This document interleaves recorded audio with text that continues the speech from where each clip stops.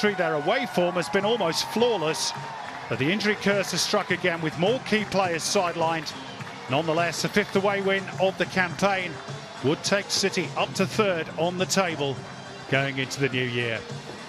The Mariners have enjoyed this date in the calendar in recent years, having won each of their last 3 New Year's Eve fixtures. The annual fireworks to follow this match as the back-to-back champions look to reignite their stuttering season. In terms of the team news, 2 changes for the home side. 1 enforced with Lucas Moragas suffering with a thigh problem. So Noah Smith comes in for just his 2nd start of the season. And there's a bit of a midfield rejig as Hayne Eames drops down to the bench. And Bailey Brantman is added to offer more support to Alu Kwol in attack. Mikael Docker is the Mariners' top scorer with 3 in all competitions, but is yet to get off the mark in the league, although he has contributed 3 assists. Still no Ryan Edmondson, Brad Tapp or Miguel De Pizio. Will Wilson and Christian Theoharis both return on the bench.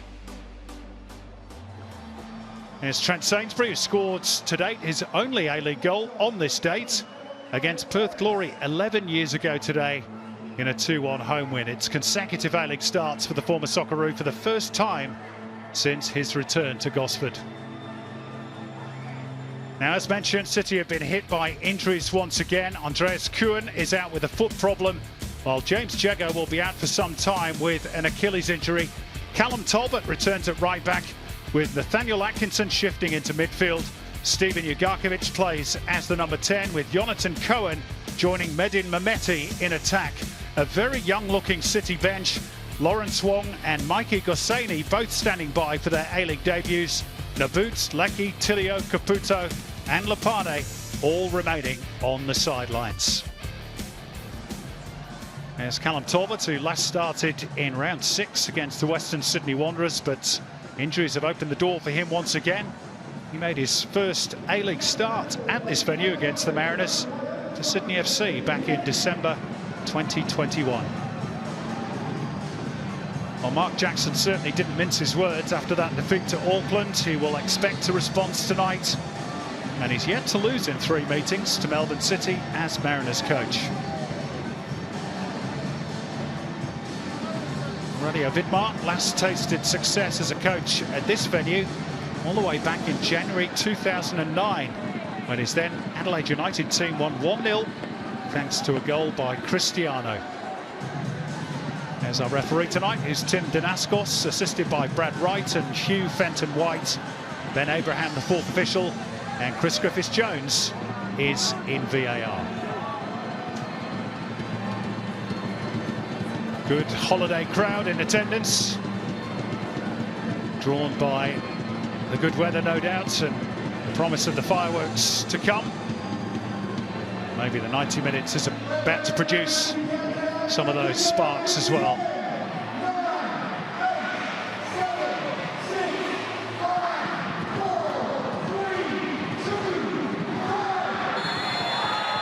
So Melbourne City and their change strip get us underway. The final A-League match of 2024. And perhaps fittingly, Daniel McBreen, it's at the home of the Mariners, a club for whom this particular year will go down in history. Well, good evening, Simon. Yes, has been a remarkable year, 2024 for the Mariners. Great to see a decent-sized crowd out tonight to join in the festivities. They're going to come up against a Melbourne City that they found playing away from home pretty good this season. Yeah, it's their home form that's been the issue. As for the Mariners, 3 games now to win, 1 draw, 2 losses, but most concerningly, 9 goals conceded, 8 at this venue. Both teams, as we heard in the pre-game, Macca, suffering a bit with injuries, particularly Melbourne City today, with Andreas Kuhn, a huge absence for them. Yeah, well, I think he's a massive loss for Melbourne City. He's been the driving force through midfield, the creator for this team. He's got himself 4 assists for the season, and he's been the one that really drives the spark both on and off the ball as well. Here's Brian Kaltak, part of the Mariners back 3. They continue with that system today, which will drop into a back 5 when they're defending. Storm Rue and Noah Smith, the wing-backs this evening. Lucas Moragas missing after picking up a knock in that loss to Auckland 3 days ago. Here come Melbourne City down the right. Callum Talbot's might have been fouled there, but yeah, they're going to be brought back for the free kick. Tim Danaskos happy to try and play the advantage, but it was a foul by Noah Smith. You see there Noah Smith just sliding in, and it's just forced Callum Talbot to take evasive action, and that was enough. Hamilton Cohen provided the reverse pass, and you would have thought that Talbot would have been there if not for the challenge. So Cyprian and Truan have made their way up from the back, looking to lend some aerial presence to this delivery from Jonathan Cohen, who's City's top scorer with 4. That should be the goalkeepers. Dylan Pereich-Collin with a safe pair of hands. And a quick release, maybe too quick. Well, yeah, he was fouled as he tried to release it. One of the Melbourne City players, I'm not too sure who it was, just ran across his line and just gave him a little bump as he went to play that long pass. There it is, Mehmeti just... It's just enough. You're not allowed to interfere with the goalkeeper when they release that ball to kick it.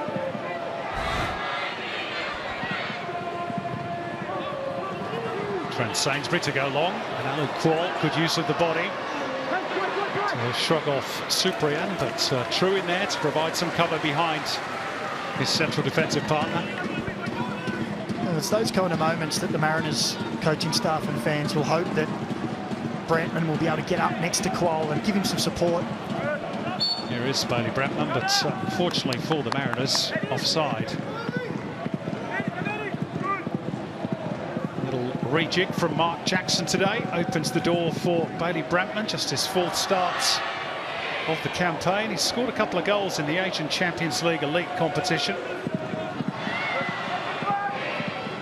Most memorably, equaliser against Shanghai Shenhua in the 95th minute at this venue, which gave the Mariners their only point so far in that competition. Yet to get off the mark in the A-League.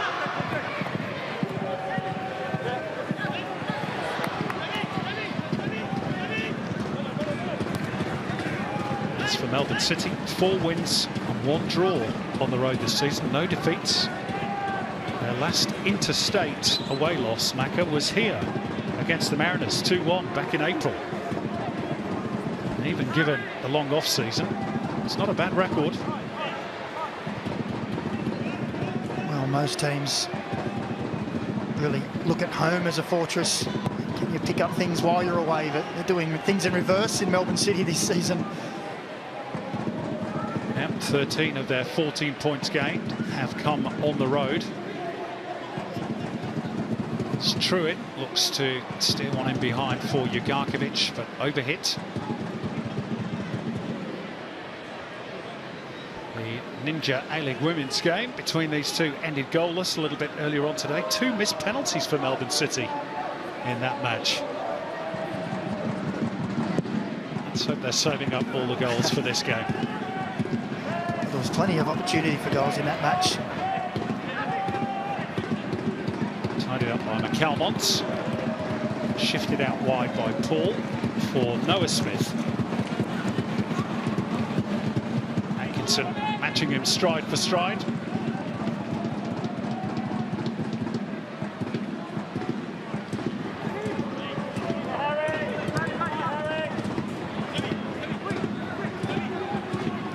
Cyprian assessing all the options. Bajic looking for that run of Harry Politidis. It was a good ball by Bajic, but Politidis just lost his footing, lost his bearings, well, probably more accurate to say. Well, it was a dangerous run, wasn't it? Got him behind the Mariners' defence. See if that wing-back gets pushed forward, then the space in behind. He's done well this season in that more attacking role, Harry Politidis. He most certainly has.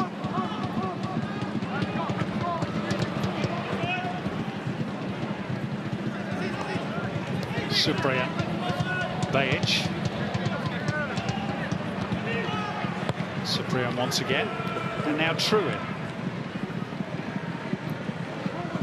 Little pocket of space for Atkinson, quickly shut down, but he briefly won the ball back. Now Smith in the early evening sunshine on the far side of the field. No way through for Atkinson. Back with Cohen. And it's a Melbourne City throw.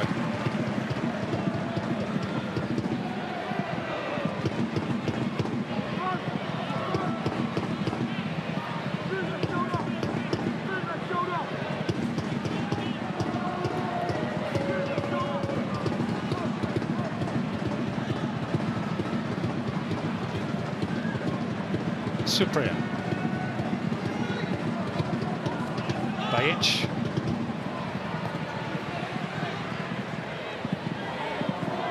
Kai Truitt. All the way back through. Patrick Beach, who's on that side his penalty area, as is his wont at times. Well, that's the modern goalkeeper. Well, we saw in the Wellington-Newcastle game what can happen if it goes wrong.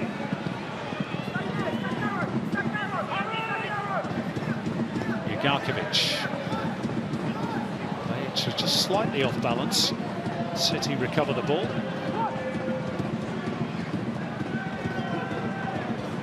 Schreiber. Too high for Jonathan Cohen. Zane Schreiber starting to get a regular start in the City midfield. Former Sydney FC junior.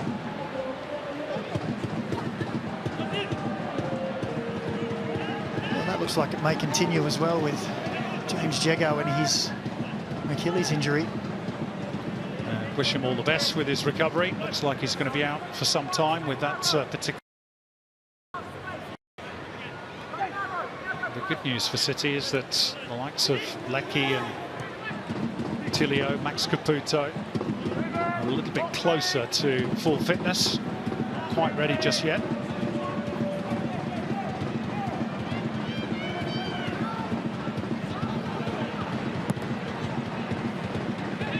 Back up to their full complement, Macca. They've managed to stay in contention, and remember, if they win tonight, they go third. They might take some stopping. Yeah, well, I was just about to say hats off to Aurelio Vidmar and his coaching team, because they weren't squad players that are out for long term either. It's really influential players, particularly in that front third. And yet here they are, still at the top end of the table. This guy's one of the reasons why Jonathan Cohen has contributed 4 goals. Ball finds its way through for Ugarkovic. Politidis. Bajic. Held up well by Brantman.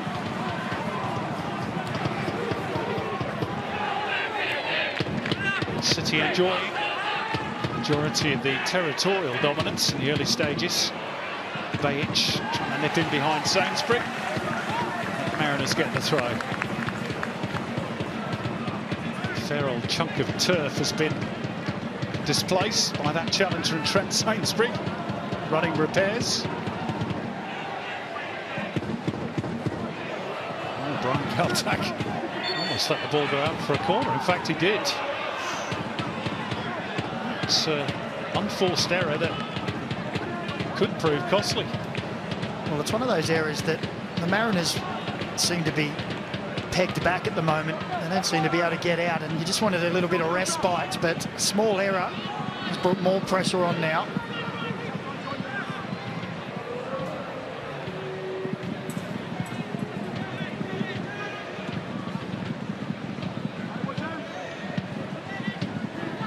Zane Schreiber has Jonathan Cohen in close attendance. It is for the Israeli. Cross deflected and pouched by Pirajic Colin, but not before it went behind. Hugh Fenton White. Discussion over the intercom. Well, Jonathan Cohen's asking the question. It should be a corner, shouldn't it? How is that a goal kick? How is that a goal kick? For one, I wasn't sure it went over the line, but it clearly came off the Mariners defender. Yep, and I'm in full agreement with Jonathan Cohen. Bit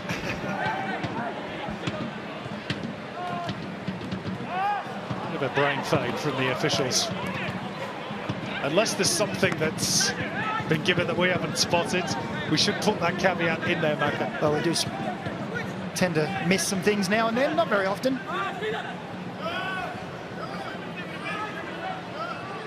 No doubt we'll be corrected if we have. Off the head of Harrison Steele and back out for a throw. Cyprian put under pressure by Qual. Truin finding the space for Bajic. Schreiber. Truin. Nathaniel Atkinson made a little dart forward, looking to steal in behind Nathan Paul, but City content to retain possession.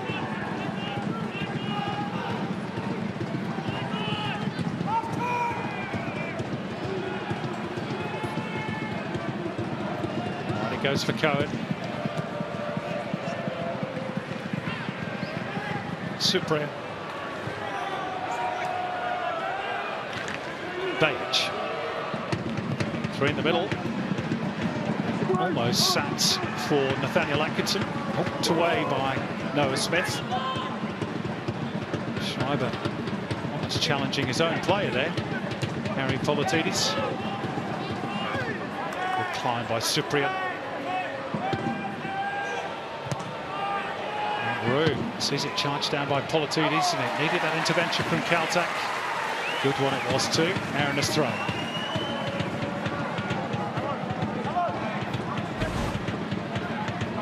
Well, they just can't seem to get any meaningful possession, the Mariners. Melbourne City knocking the ball around well. And there you go, look at the passing accuracy. Let's go down and say good evening to Tristan McManus, who's pitch side for us. Tris. Hello guys, yeah, the atmosphere is great down here. I mean, look, at tonight of all nights is the night where you're supposed to leave all your worries of last year behind, and I think Mariners will hope to be doing that today. The crowd is fantastic. For whatever reason that they're here when Mariners need them the most, and it'd be very interesting to see how much that they can drive the team on today, because they certainly need a result. Thanks, Tris.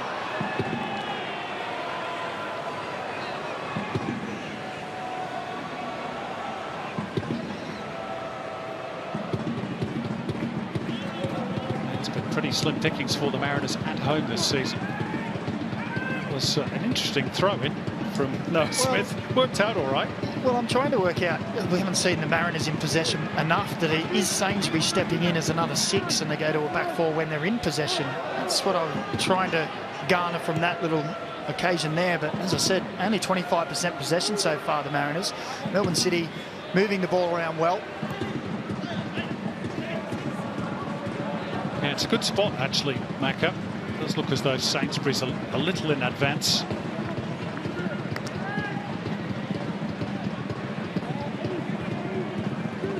Deep line playmaker. New role for Saints. You'll love that on repeat.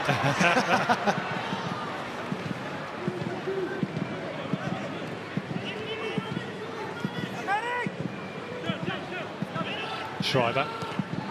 Having to hurry with Steele arriving.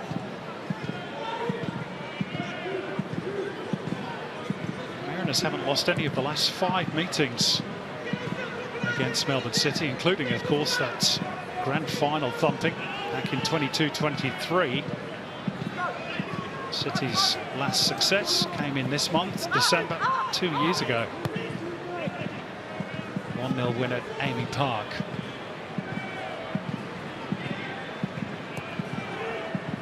Certainly started the better of the two here this evening. Although no real cause for alarm as yet for Dylan Parage-Cullen. Well, it just feels like a patience game for Melbourne City, doesn't it? Haven't really caused any problems so far, but if we're going to have so much possession, then eventually the Mariners, you would imagine, would fatigue. But it's also this here is the reaction they have when they give it away.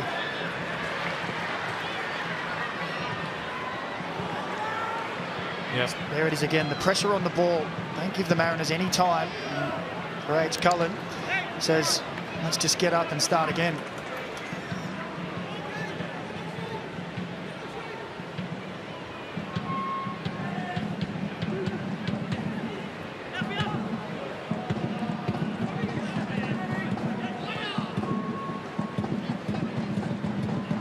All a little quiet around Industry Group Stadium at the moment. It's the first little part of the job done, perhaps, for Melbourne City. Take the crowd out of the equation. There's the action areas. You can see heavily in favour of Melbourne City.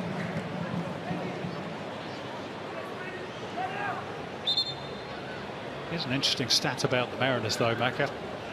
After 9 rounds of this season, they've gained only 1 point fewer than they did after 9 rounds last season. Well, they went on, of course, to win the treble. Well, that is the one thing when you look at... Take the Mariners compared to the teams below them, is they can pick up points here and there. And when you're not playing well, which Mark Jackson has said on a number of occasions, they're not playing their kind of football, they're not quite clicking. If you're still picking up points along the way, when it does start to click, you find yourself in a much healthier and more confident position.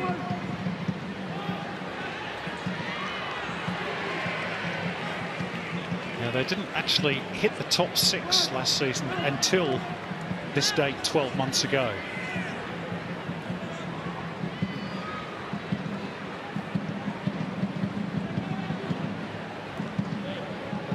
However, a win tonight would not secure the top 6 spot for the Mariners. They'll take them level with Sydney and Wellington on 13. 2 clubs who currently sit in 8th and 9th respectively. Still a long way to go this season. Here's Truin. Clip forward for Mametti, who's done a good job at the point of the attack in the absence of some of those big names. Still just 17 years of age, but he's got a couple of goals to his name already. Suprian inching forwards. Jugarkovic right in a challenge of Steele, but not Qual. This is where the Mariners perhaps just need to be a bit quicker, but that press is not really allowing them to get out quickly enough, so they're forced to go long.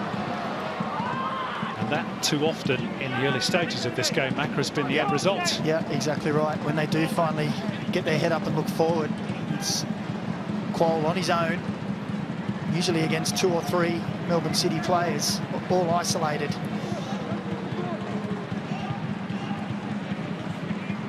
Just 2 goals for Alu Qual so far this season. A few weeks back at this venue.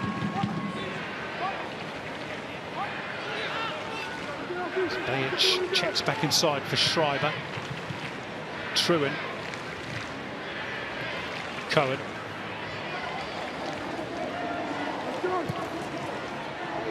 Looking left for Bajic.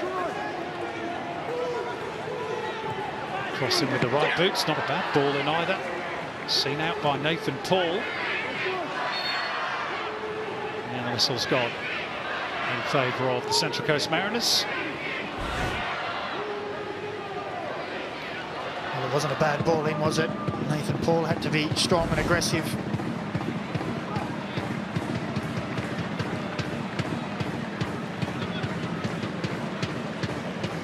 Sainsbury. And again, it's the long ball, which is won in the air by Talbot.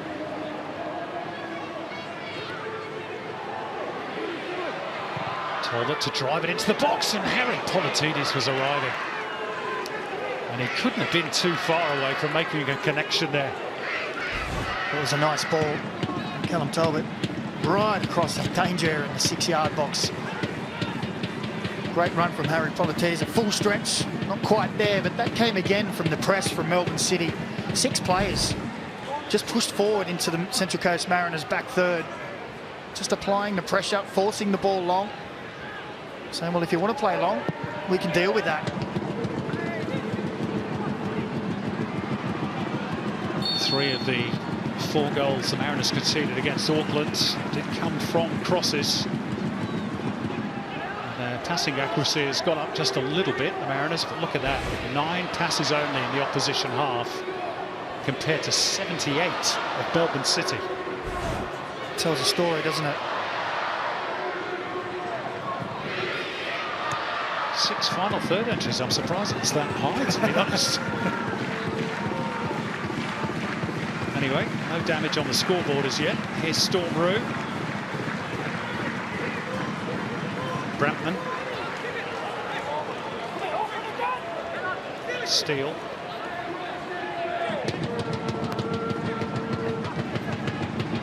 And City look to push on once again. Force them back. Nathan Paul. Smith. And again, it's that long punt forwards. This time they win second phase possession. McCalmont. There's a bit of space here for Storm Roux.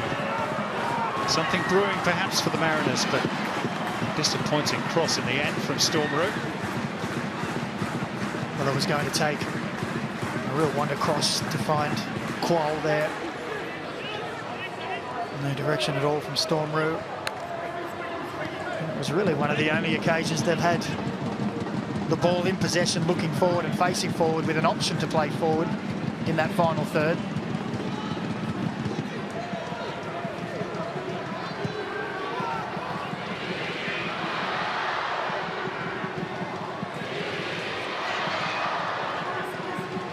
Well, the home fans trying to lift their team. It's all just a little flat from the Central Coast Mariners. It's tidy work though from Nathan Paul. It's the best pass from Parage Cullen, but Storm Roux did well not once but twice to keep the ball alive.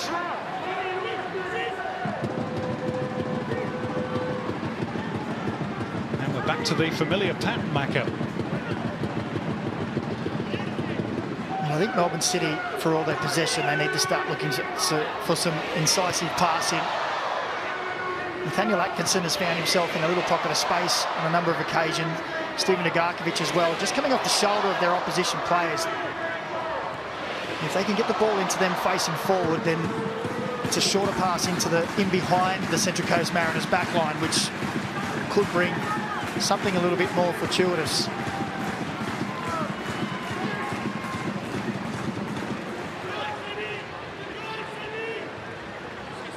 Cyprian, charged down by McCalmont. Patrick Beach alive to the danger. A little bit of encouragement for the Central Coast. McCalmont was collected very late by Stephen Ugarkovic. It's just going to be a talking to for the City midfielder. Well, he's an old school, lifted him off the ground there, hasn't he? He's let him know he's there. And it did highlight these two as a midfield battle. And Stephen Agarkovic playing a little higher than he normally would in previous years. Normally a more deeper lying number 6. He's pushed himself a little higher. Direct competition with McCalmont today. Sainsbury's free kick. Talbot unchallenged. Cohen trying to shrug off Docker, gets the throw in.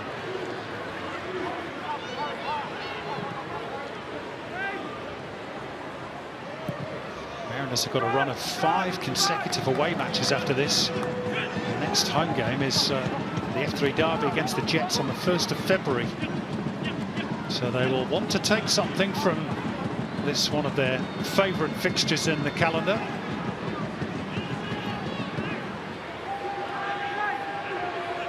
Schreiber got a little nibble there from McCalmont, maybe a bit of revenge. It's Tim Danaskos saying, I saw it, let's get on with it.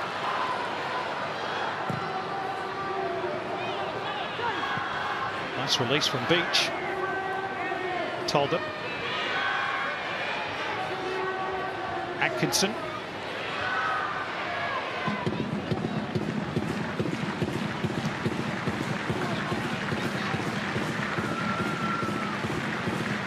Zane Schreiber.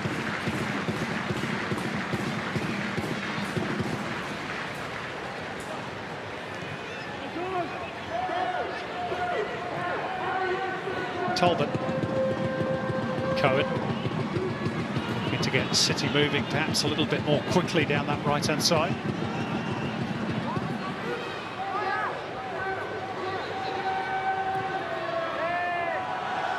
Cyprian.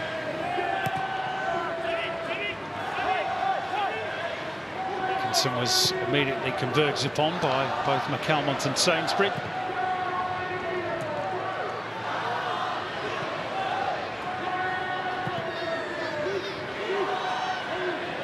Samuel Cyprian. Atkinson.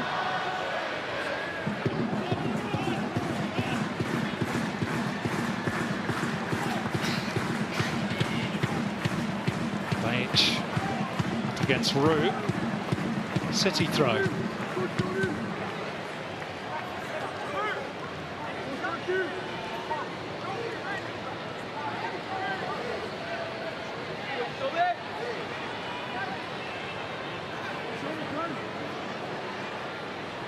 For all City's territorial and possession domination, exactly been a whole heap of goalmouth action. Well, it feels like a training session, attack versus defence, doesn't it? The attack needs to be a little bit more inventive. Cyprian. Schreiber will ping it out towards Jonathan Cohen, who has Callum Talbot in front of him. Oh, this is good football. It's Atkinson. And it needed that block from Brian Kaltak. That was a much more crisp move from Melbourne City down the right. Well, that was nice football. And I think just there, if Atkinson could have spun the other way, he may have had a better chance of getting a shot away. As Kaltak predicted he'd go to his right foot, closed down the angle. Melbourne City's second quarter of the game. A cluster of players out to the 6-yard box. It wasn't the best delivery, in all honesty. Out it comes for Talbot. Too far in advance of Steven Ugarkovic. Goal kick. Well, that's got to go down as one of the worst corners of the season. Direct to a yellow shirt, standing 15 yards from the ball. Let's go back down to Tristan momentarily. Tris. Hey guys, yeah, just keep my eye on the back four here of Melbourne City. Scott Jemison was writing furiously in his notepad like he was writing a book. He gave it to Aurelio, who passed it to Sammy, and then Sammy gave the note to Bajic, who passed it on to Kai Truan, who passed it on to Callum Talbot. So it'll be very interesting to see what the note was for the back four here. Happy New Year. I think it said score 4 goals, please. Or it could have been, what do you want on your pizza after the game?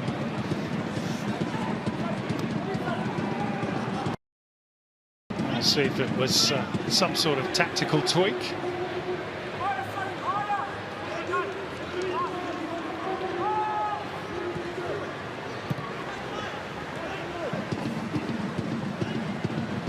All the way back for Patrick Beach, who of course started his A-League career with the Central Coast Mariners after joining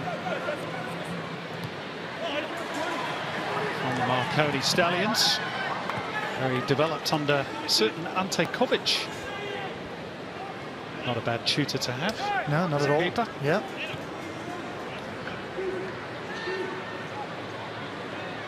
Actually sat on the bench in the Australia Cup final in 2021 against victory for the Mariners, Patrick Beach.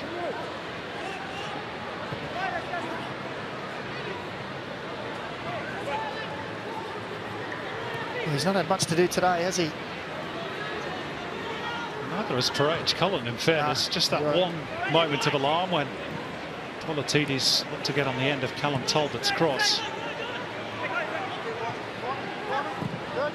Schreiber straight at Sainsbury. Now Sainsbury's given the ball away. Atkinson. Politidis has been held back by Sainsbury there. Might come back to that, the referee. Yep, Tim Danaskos is going to bring them all the way back. And I fancy this is going to be a yellow card for Trent Sainsbury. Well, I'm just wondering if that was for the pull of the shirt or the challenge. There's two there. And he gives it away. Watch the run. Just there you see in the bottom corner. And then he steps across and leaves the foot in on Nathaniel Atkinson as well.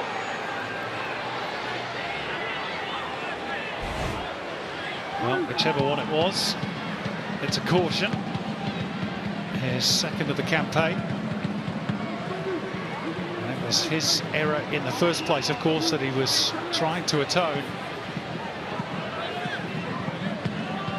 Melbourne City haven't scored a set-piece goal all season as yet.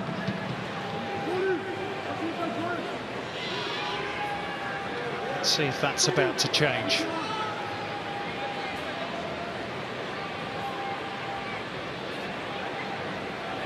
Jonathan Cohen sending up the signal. Ugarkovic is there as well. It is Jonathan Cohen, and it's guided into the corner quite beautifully by Samuel Suprayan. And Melbourne City have the advantage that their territorial domination probably deserves.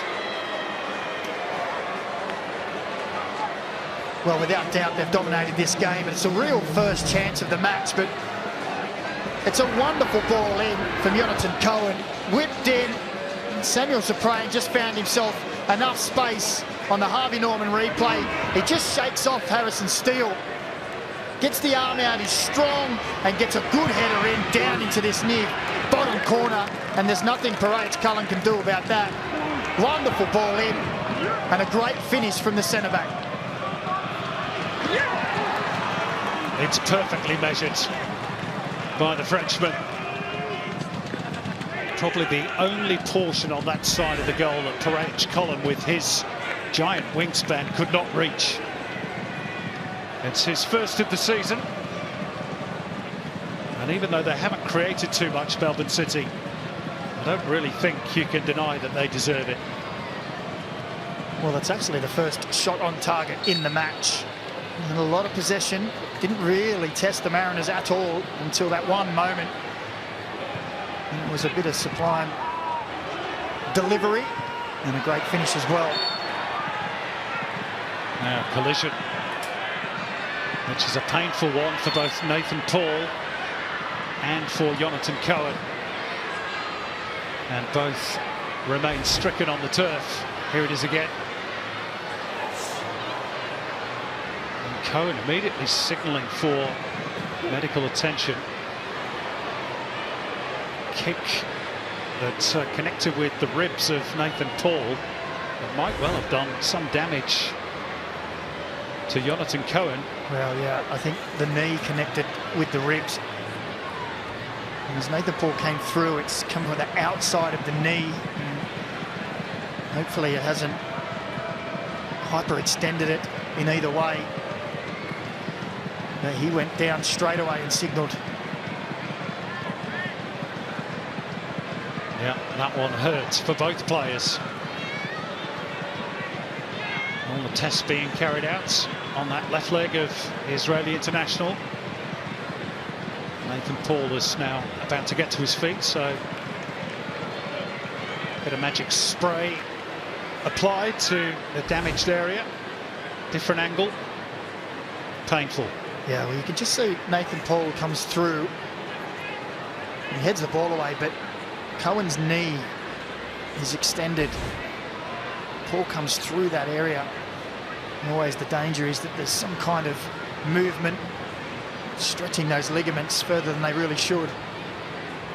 Well, we heard of a note being written by Aurelia Vidmar and Scott Jamieson that was passed on to the players. Perhaps Mark Jackson doing the same thing. Don't forget, plenty more football to come as we head on into the new year. Melbourne City next in action on Friday, 4:30 p.m. against Wellington Phoenix. There's a couple of games tomorrow, of course. The league leaders, Auckland, home to Melbourne Victory. That should be a cracker. And the Wanderers with a local scrap against MacArthur in Parramatta as well. 2 games to ring in the new year in the Isuzu UTE A-League men's competition. Nathan Paul's back with us. Jonathan Cohen just delaying his re-entry for the moment.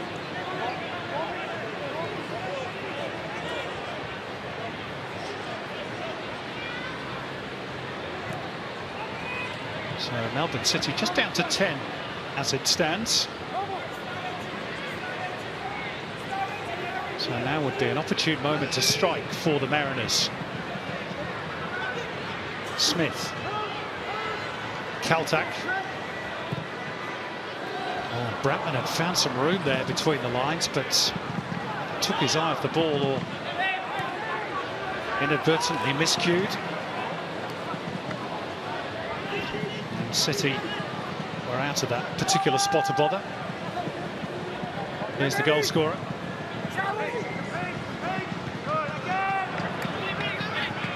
Polatini's getting the better of his opponent.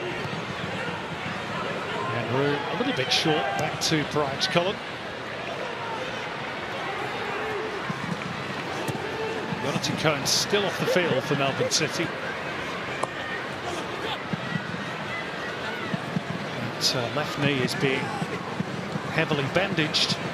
The last thing already a bit more needs is another injury, particularly in attack. Well, you'd have to think that it's nothing too bad and maybe it's precautionary, the strapping. Otherwise, I don't think he'd be heading back out.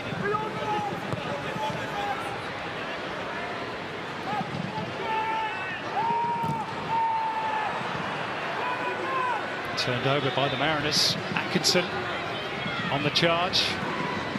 Came off the Mariners defender, and Ugarkovic trying to place it in the bottom corner. Not far off. It wasn't far off at all. Pride's Cullen was at full stretch. Right idea. Ugarkovic just like looking to pass it into the bottom corner, and it just skips past the post. This will be the best angle. Well, as you're watching that replay, Jonathan Cohen has again gone down on the turf, and that's going to be the end of his New Year's Eve involvement. Another injury blow for Melbourne City.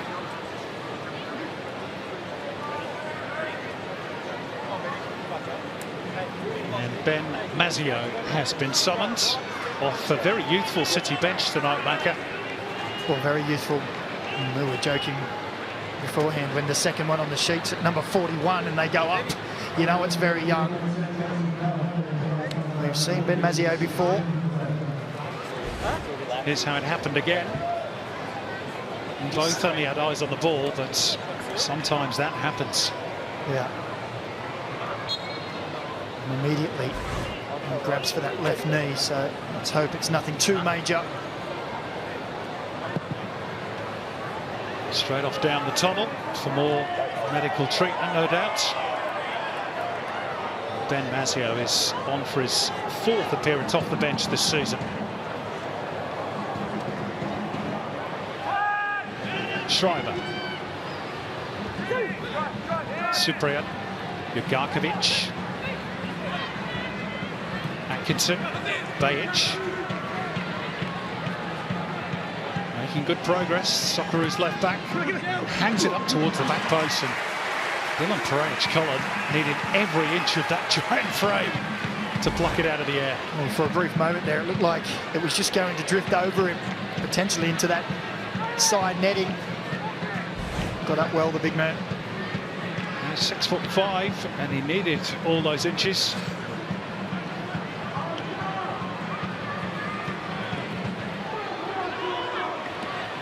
Flip forward for Brantman. Turned back by Steele. Docker. Now the Mariners can get moving forward. Smith.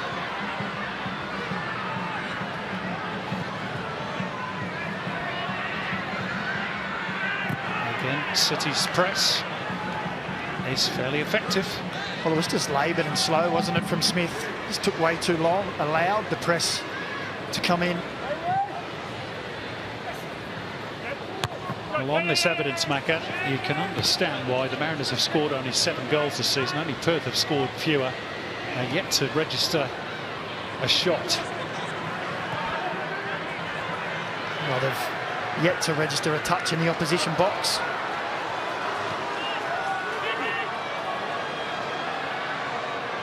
Maybe that's about to change imminently. Roux, Sainsbury. Easily held up by Zane Schreiber. And clever footwork from Harry Politidis. Takes Melbourne City over halfway. Well, that's good defensive work from Storm Roux. Just waited for the opportunity.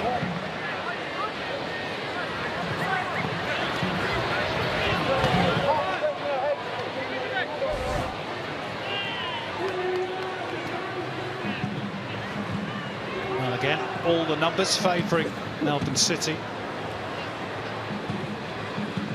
Question is, I guess, Macca, with half-time looming, what does Mark Jackson do about it? Does he go to the bench and maybe introduce a Thea Harris, who's plenty of drive and attacking intent?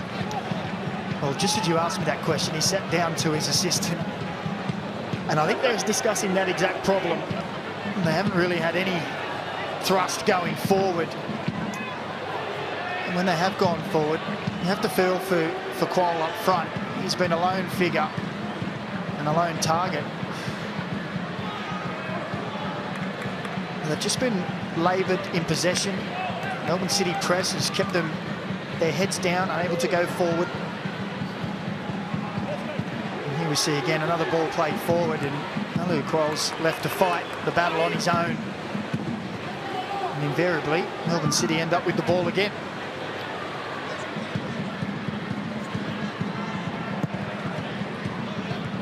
Mariners have lost their last 2 home matches. They haven't lost 3 in a row on their own deck since a run of 5 consecutive defeats, which ended in March 2020, so almost 5 years ago.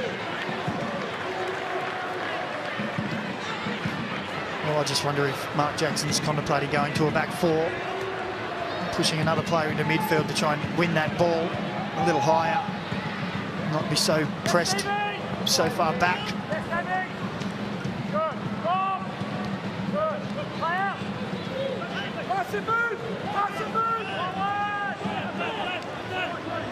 Zane Schreiber. Mikhail Docker has barely been sighted. Well, in those positions there where Melbourne City have had the ball, I'll just let this play on.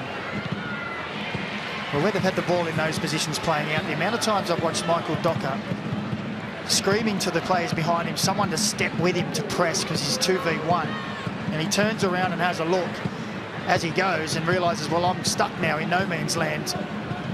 You've got Mazzeo now on the right, it was Cohen. You've got Politidis on the left pinning the 2 wing-backs back, and you've got 3 central centre-backs.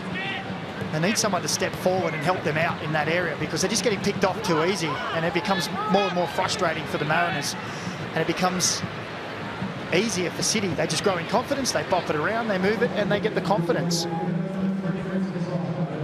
Fourth official Ben Abraham has indicated there will be 3 additional minutes at the end of the first half. As the ball drops here for Talbot. Truin's touch. Square for Zane Schreiber. And there's a perfect opportunity. You saw Docker again, he almost didn't want to go on press because he said, well, you're just going to pass it around me. You've got no one to help.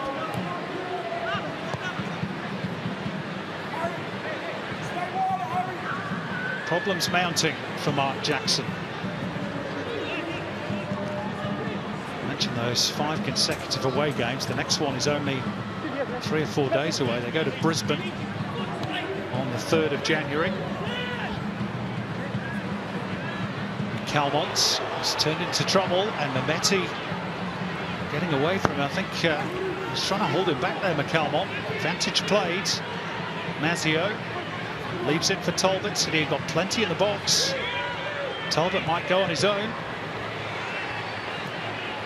Mariners deal with that one for now. Won back quickly though by Zane Schreiber. They just cannot get out.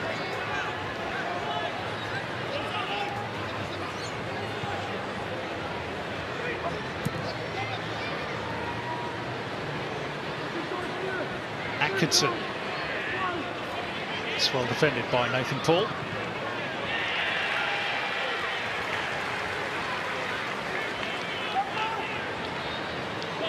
I mentioned the wonderful 2024 that the Mariners have had, of course, winning the treble. Winning became a real habit over the last couple of seasons, but losing can be equally addictive. And they've won just 2 of 16 games in all competitions so far this season.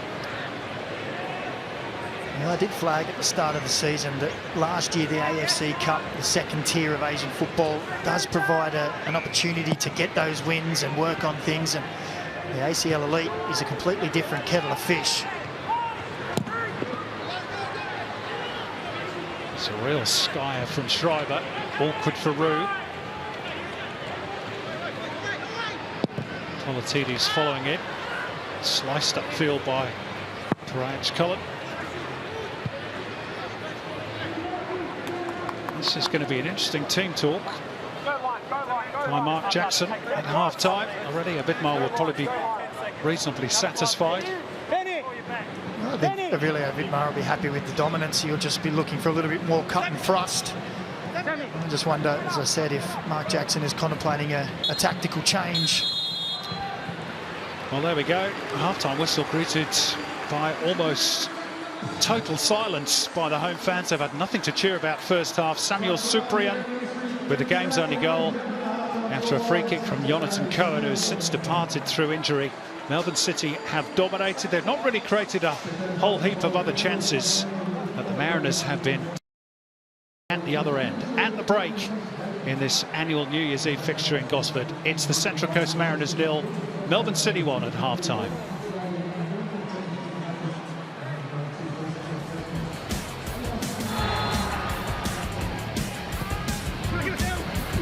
And you can join us on the other side of the break for the half-time show with Tristan and Daniel McBreen.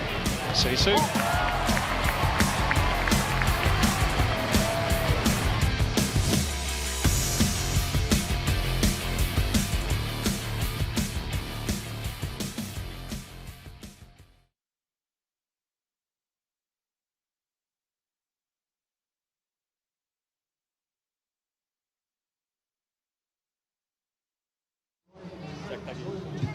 Is that one out of shot? And there's going to be 3 hands. Sorry, I did. Yes, I do. Sorry, I was just talking to Matt there, just saying hello to him.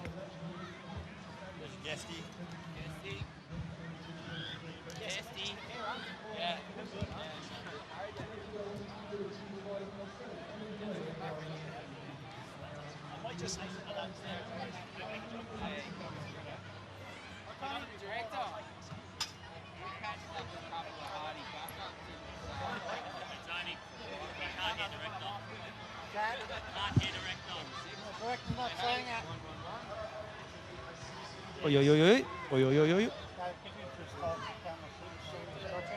Comms dropping out. Hey? Yeah, comms dropping out. So this will be a 3-shot. Straight from the off. Eventually. Oh, eventually. Starts with just 2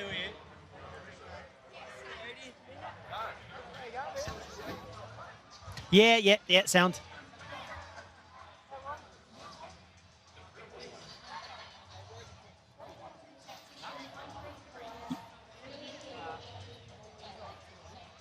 Yep. Welcome back to the Hungry Jacks halftime show. For Melbourne City. Yeah. It's 2. Yeah. He's on 2. Hello, hello. Thanks, mate. Having Norman highlights. Is this 3? Sainsbury's yellow card, yeah. Do you need me to mention Sainsbury's goal at the top? No? Hello. Yep, sound. No, good. It's weird, huh? Because they're not really cut the front.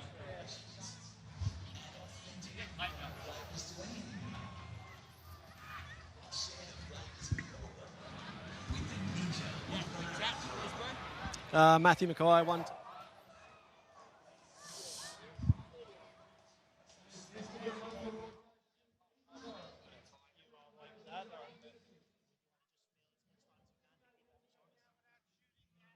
Yep.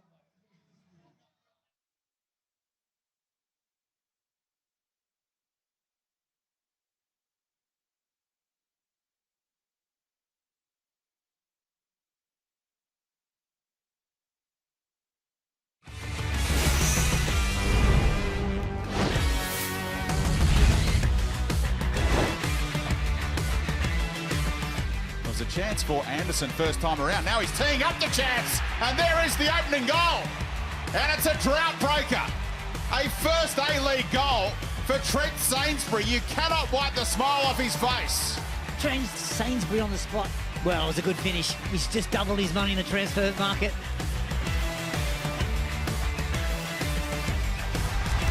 A pretty decent goal by Trent Sainsbury there. He could do it, getting another one now. Welcome back to the Hungry Jacks half-time show, where Melbourne City, through a Sami Cyprian goal, lead Central Coast Mariners by 1-0.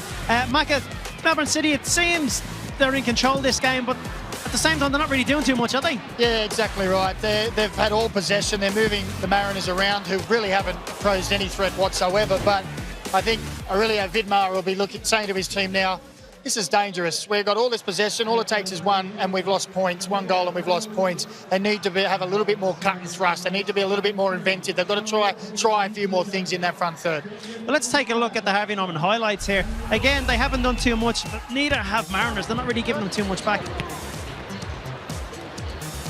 Well, most of the highlights, I would say, would be the ball moving around from Melbourne City player to Melbourne City player, because there hasn't been too much.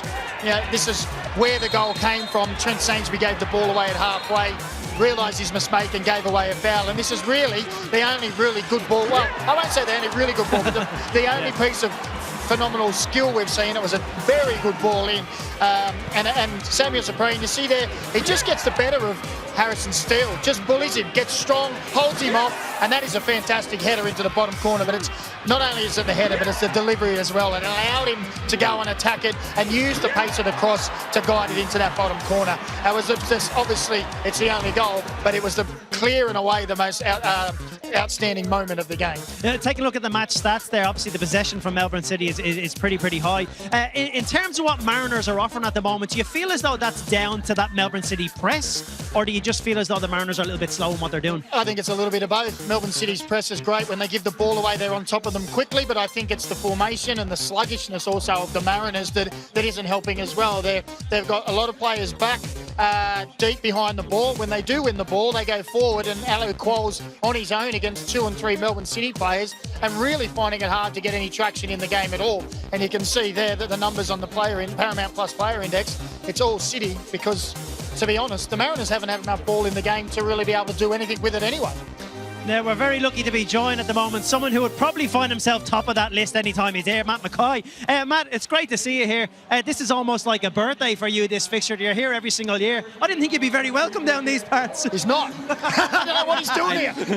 What is it about this fixture that has you coming back every year? Yeah, every year. I think A-League, credit to them, because this is well supported by locals. Having the fireworks after, it's a fixture. I'm here every year, so I've got my wife's family down here, so it's a great stadium, a great game to come and watch. And the only thing I ask for next year is that they put a Brisbane Roar fixture here, because everyone's staring at my kids walking around in Brisbane Roar outfit and laughing at us. Hey, so you're saying you're an honorary Mariner now? I am. Yeah. Would you put on the yellow shirt? Absolutely. Oh, well, here we go. We'll have to get one for next year. Perfect. They could do with someone in the midfield. Yeah. Having looked at the Mariner this year, I suppose I've got loads of questions to ask you, but I don't really have too much time to. But in terms of the Mariners, certainly in your position, do you feel as like that might be the biggest jigsaw piece that the Mariners need, this current Mariners team need? Yeah, it's kind of getting stuck, isn't it? You get into that midfield area, and they've got to be on a half turn to go forward.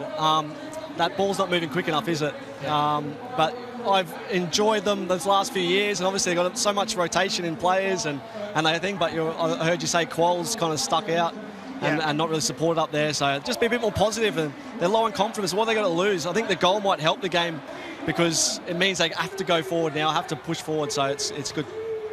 We know the fans always in the second half really do come into the Mariners game, and it's a big feature of this stadium that they start to get into it. What would you be saying now in there if you were Mark Jackson to the Mariners to try and lift them up, or what would you be tweaking to try and change that? Just positive. You need that movement, right? When it goes into a fullback or a midfielder, go forward.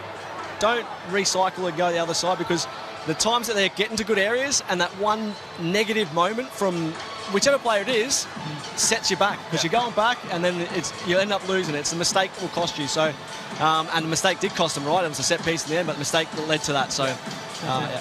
Another moment that you're involved in that cost the Mariners. I mean, I feel bad even bringing this up, but I mean, we kind of have to, you know. And I know what it's going to be as well. Let's just get it over with.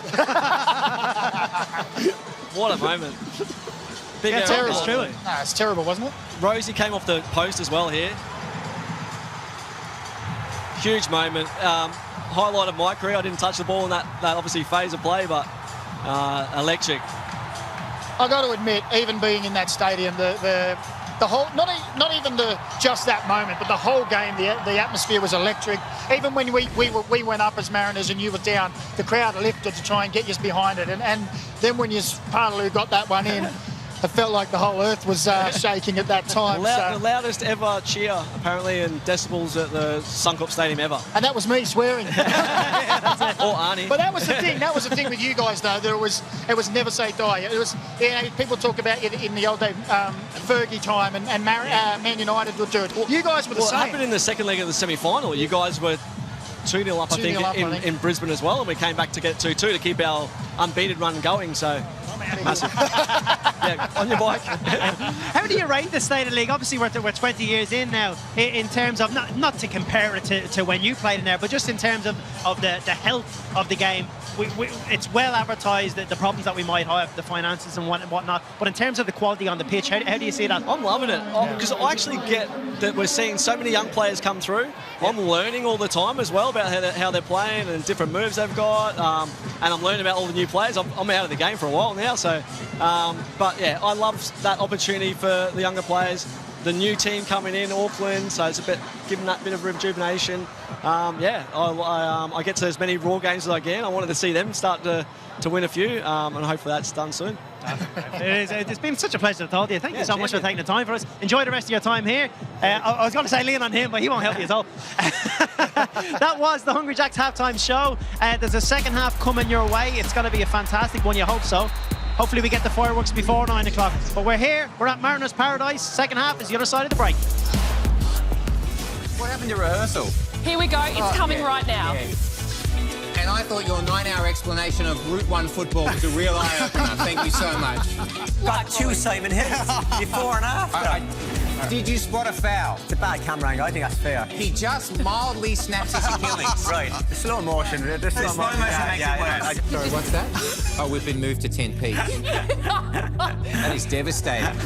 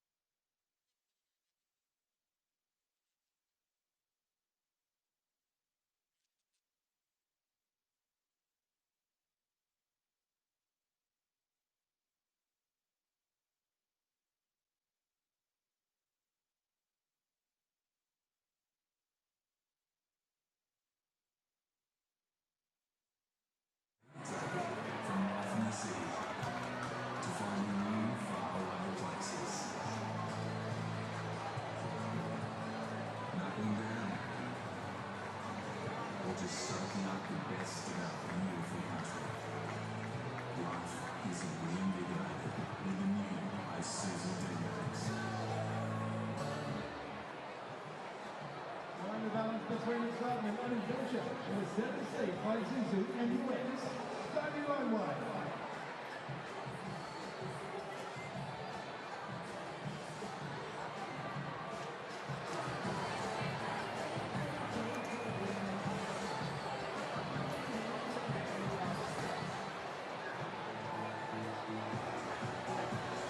Substitution for the Central Coast Mariners, leading the field number 37, Alan Bartman.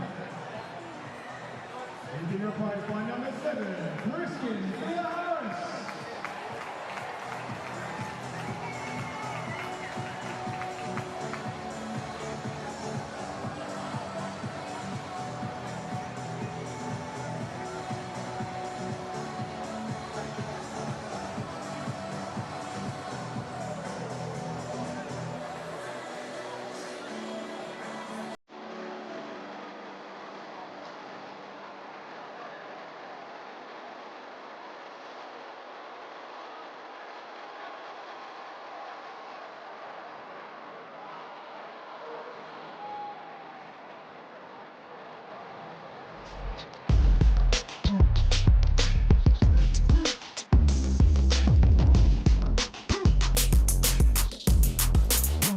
Well, they're all in readiness for the New Year's Eve fireworks here in Gosford. And so far, it's been a bit of a damp squib from the Mariners in the first half.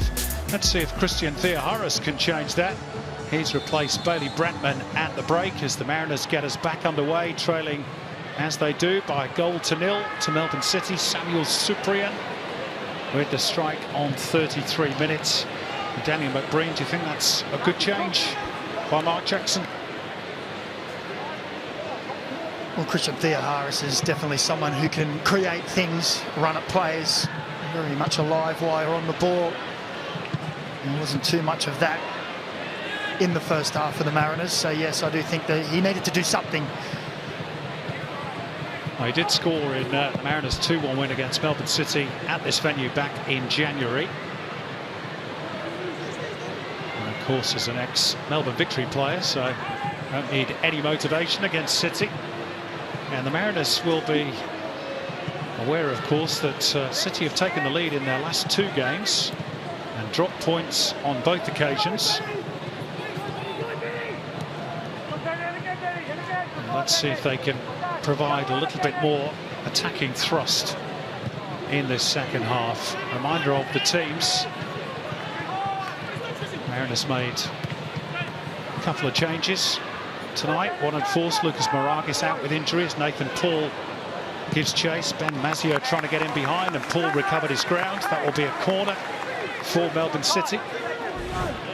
The other change, as we watch the replay, Haneem's dropping down to the bench, and Bailey Brantman, who's now departed, replacing him.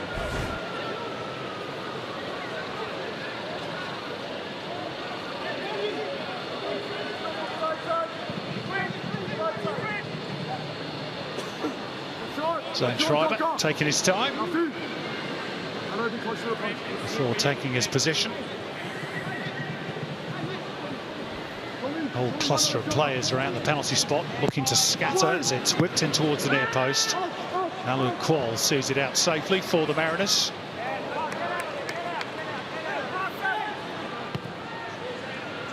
Quickly won back by City, which was the story really of the first half.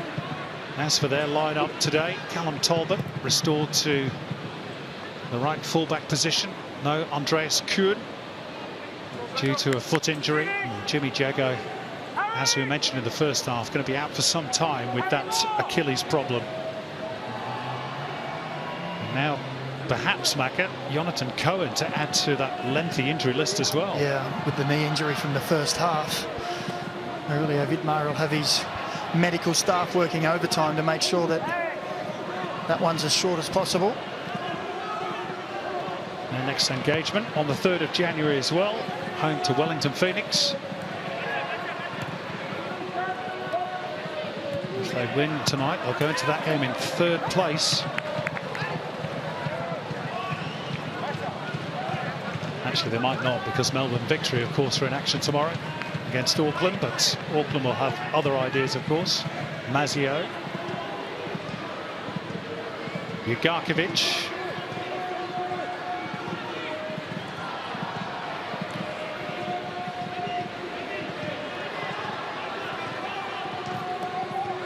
Gap wasn't really there for Schreiber, but biting challenge from Ugarkovic on Steele. Wins the ball back. And that, in general, Macca, has been the story. City just that little bit sharper, a little bit more aggressive. They have been, particularly in the press as well. When they turn that ball over, the response from the players in black has been much sharper than the players in yellow. Chase is on here between Smith and Mazzio. One to Noah Smith. His only other start this season was against MacArthur. He did come off the bench against Auckland last time out. Spent a long time on the sidelines, of course, with injury. Noah Smith. Forward by Paul, but nobody there for the Mariners.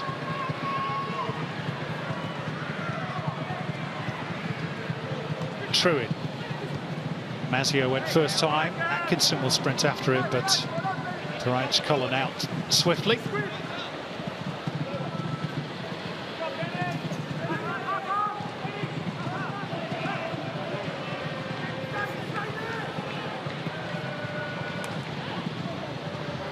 Nathan Paul. Theoharis trying to get involved. Talbot. Schreiber. Little break here for Ben Mazzio.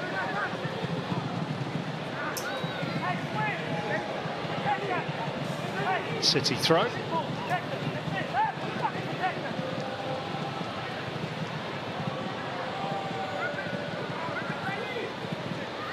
City have only conceded twice in 5 away games so far this season.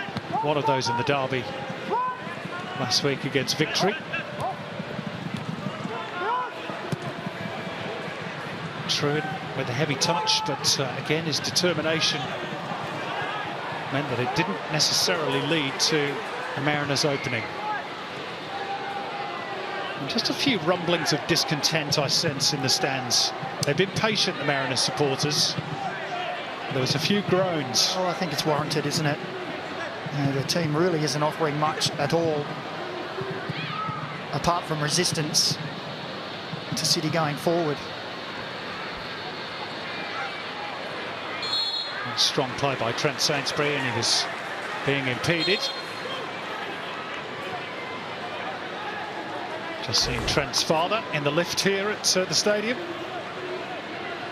Rarely misses a game, doesn't he, when his son's playing? No, he loves it.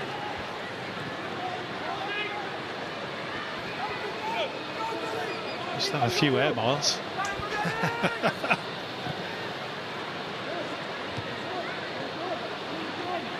Politidis.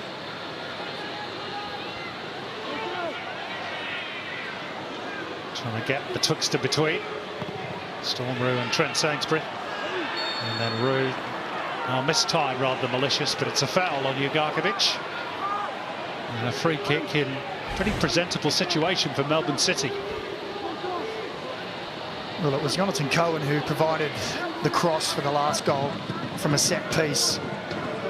You see there, Storm Roux slashing out. Jonathan Cohen isn't on the pitch anymore.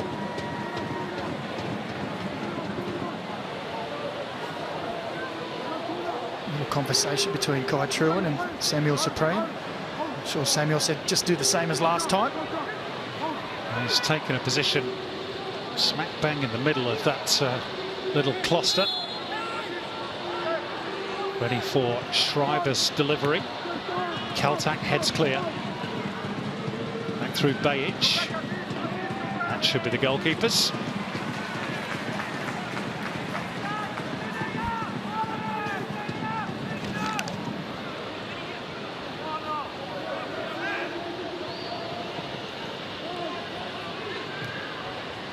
And this time the Mariners through the press this evening. Roux. Docker. Steele. Kaltak. Theoharis. Just drew the contact. It's clever play by Christian Theoharis. Yeah, it was very clever. He knew the defender was coming behind and knew that he wanted to try and nip in, so just stepped his body across, took the touch across his body and felt the contact. Now change for the Central Coast Mariners. We're going to see the introduction of Will Wilson at the expense of Noah Smith. I wonder if that means a change of shape. Well, he just had a chat to Mikael Docker and Christian Theoharis. See that develop in general play in a moment. First, it's the free kick with Mikael Docker, who's going to go for goal. And did it take a touch off Pat Beach? It did. I think it was going wide anyway. Well, we're right behind that. It was going wide, but it was swirling a little bit. Patrick Beach didn't want to take any chances. You see there, moves a little bit. Well, it's a shot for the Mariners. And a corner at the end of it. Their first shot of the game. It's taken almost 55 minutes.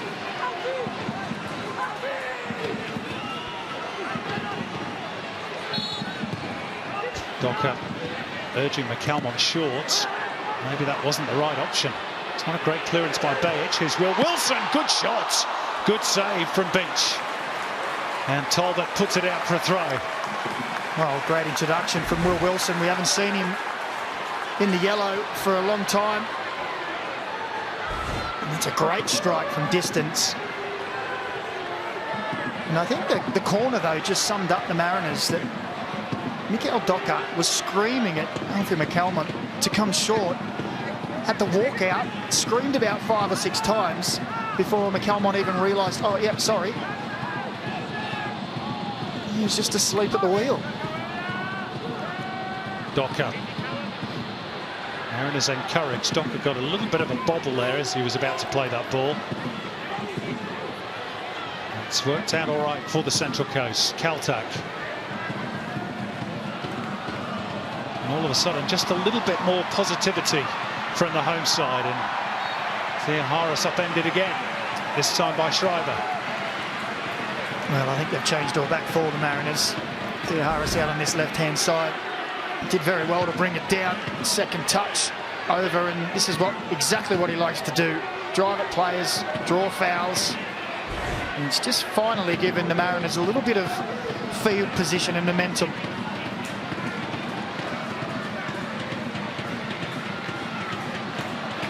They have awoken from their slumber. And again, it's Mikael Docker. Almost the same position as the free kick some moments ago. Kaltak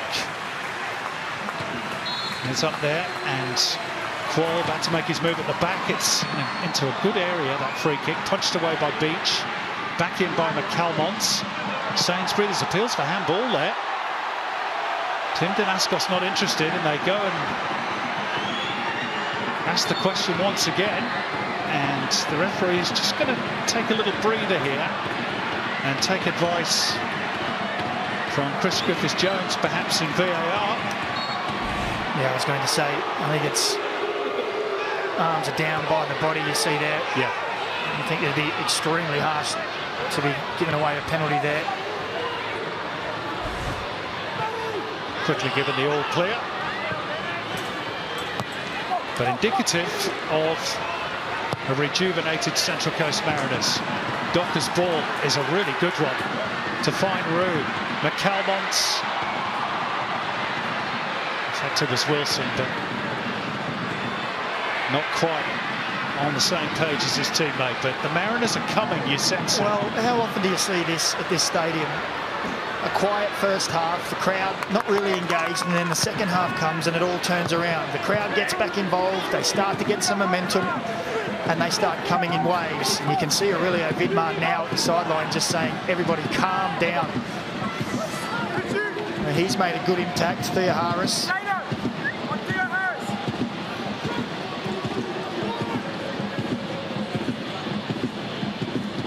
The instruction has just gone out to somebody to get on Christian Theoharis. And he has made a difference off the bench.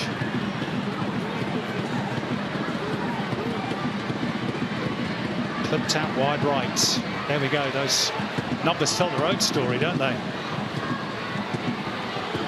Forward towards Qual. Well marshalled though by True. Turn back towards Cyprien.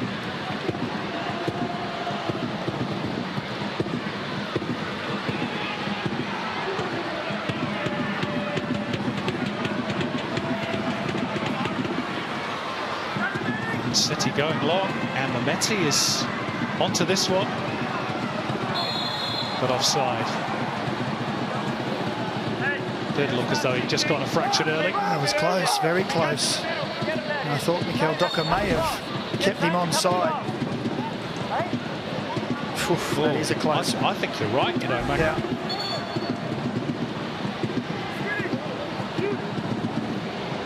Now we've got a problem with Patrick Beach, the City goalkeeper. Left knee is the issue. Running repairs called for.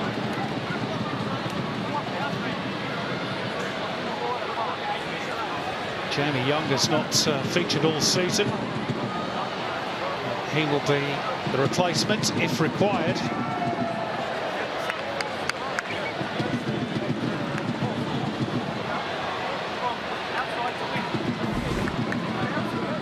And he was called into action here from Mikel Docker's free kick, even though it was certainly going wide. And to make a good save here to deny Will Wilson. And both from long range again.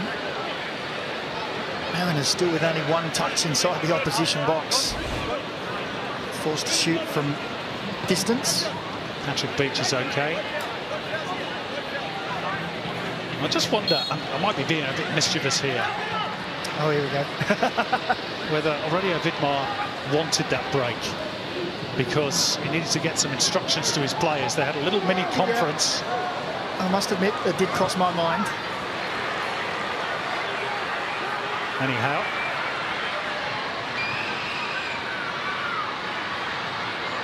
Docker. Mariners getting the combinations going, and Roos kept it alive. Schreiber has to deal with it, and does.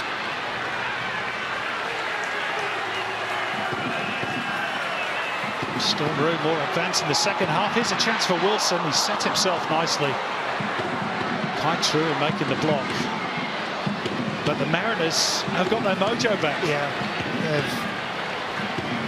To be fair, the introduction of the substitutions has added a little bit of zest into their team.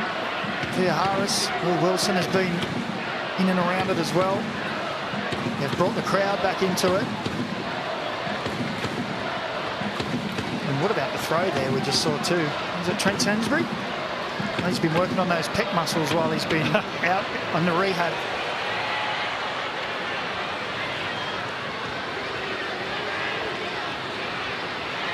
All of a sudden, you wouldn't say there's a panic about Melbourne City, but they're certainly under more stress than they were in the first half when they were very comfortable. Yeah, most definitely.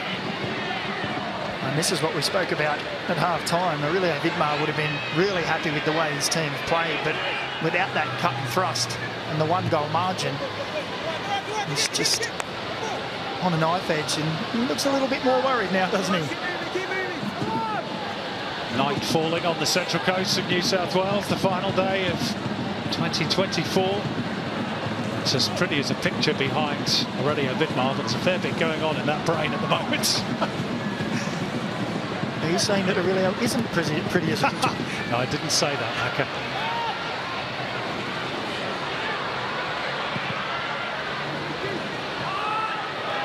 And the bench just doing for Callum Talbot. He's got to turn and face quickly, which he did. City just needing to settle things down at the moment.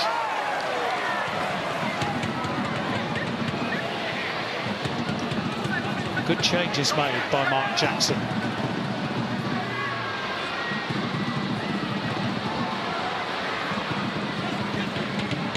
He's still got attacking options on the bench. Sabic Noor and Vitor Feijão. Match for later on in the game. Haynes can be called upon as well.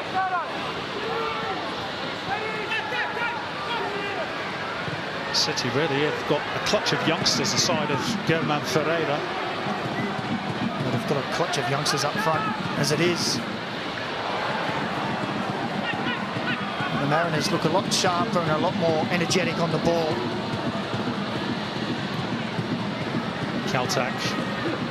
Stormer just having to shield his eyes, I think, from the glare of the floodlights, which are now on full blast as day turns to night. Oh, that's careless. And Trent Sainsbury got away with one there, just to reach around the hamstring a little bit there. Trent Sainsbury, keep an eye on that. Here's Thea Harris. Looks to put the cross in, Qual, a swing and a miss. Mazio, robbed by Paul. Here's Alu Qual. Got right underneath it, but it's better from the Central Coast. Yeah, much more energy, a lot more vigour going forward.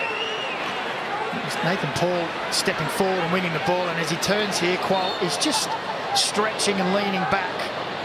It's right underneath it. Well, Scott Jamieson and Aurelio Vidmar working overtime in the Melbourne City technical zone. There's movement meantime on the Mariners bench, maybe. Vitor Feijão in the foreground. There we go. It's almost complete reversal from the first half. The goal being the only difference.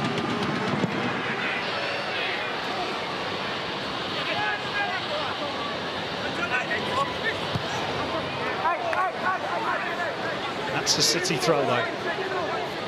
More instruction this time for Steven Ugarkovic.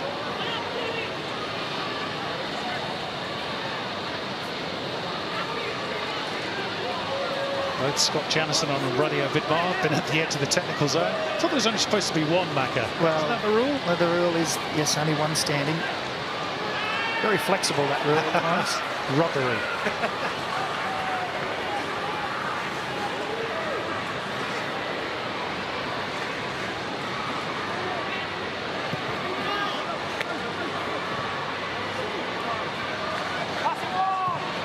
Docker.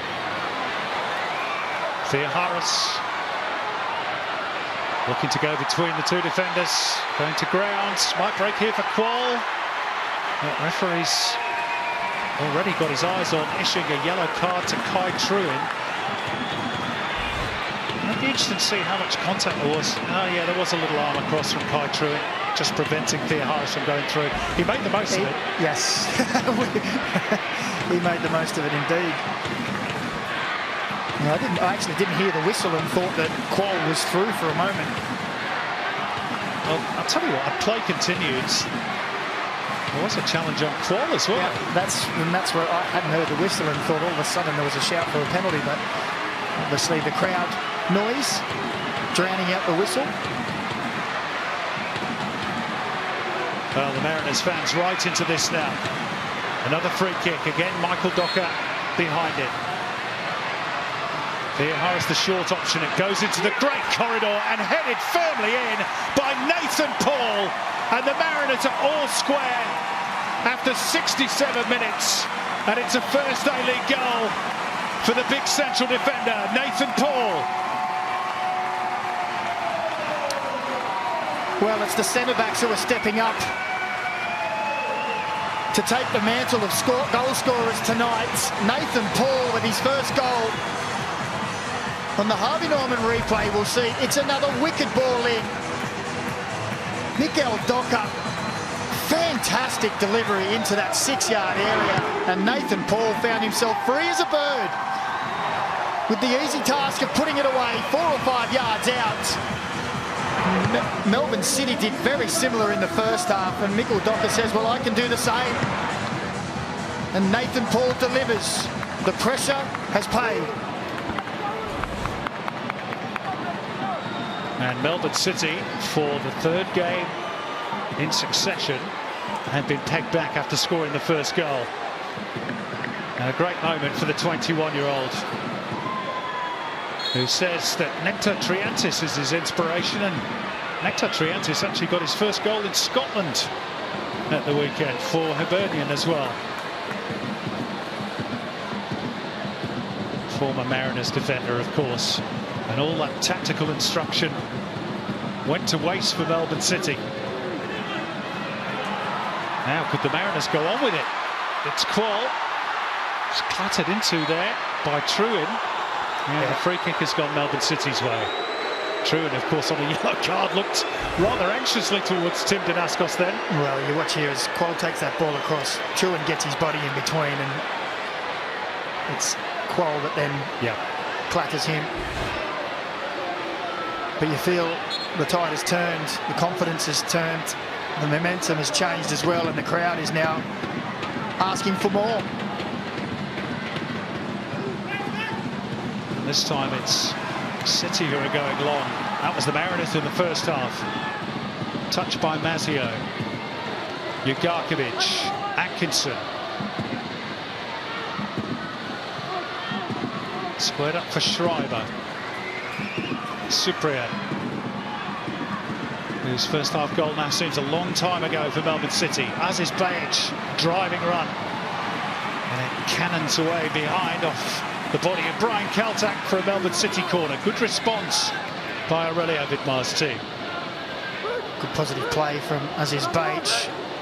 Just noticed his opposite man was flat-footed and off he went.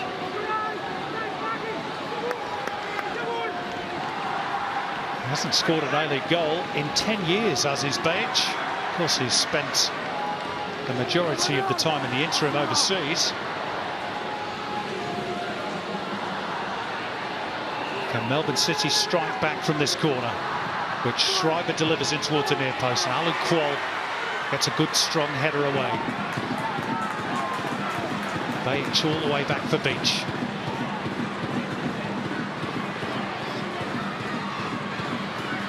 Politidis. McCalmont. Paul. Steele out wide for Docker. Quickly closed down by Ugarkovic. And there should be quite the last 20 minutes, Macca. Well, we said the first half was like a training session, attack v defence. Suddenly it's come to life. There's been much more aggression about the Mariners' play in the second half. Epitomised by that challenge from Alan Qual. Here's Roux. Says to Alan Qual, go on, run on after that one. Needs a bit of help.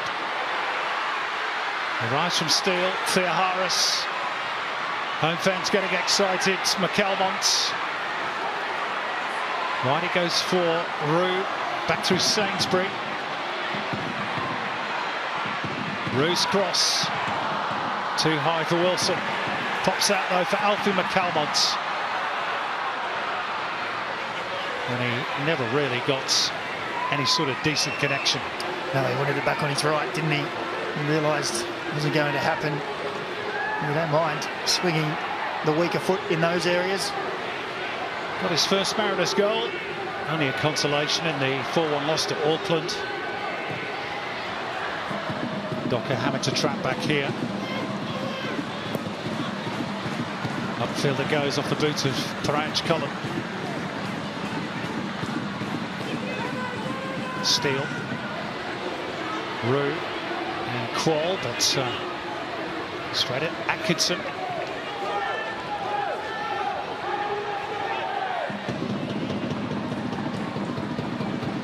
Well, those contests in midfield, Melbourne City were winning everything in the first half. They seem to be going a little bit more towards the Mariners.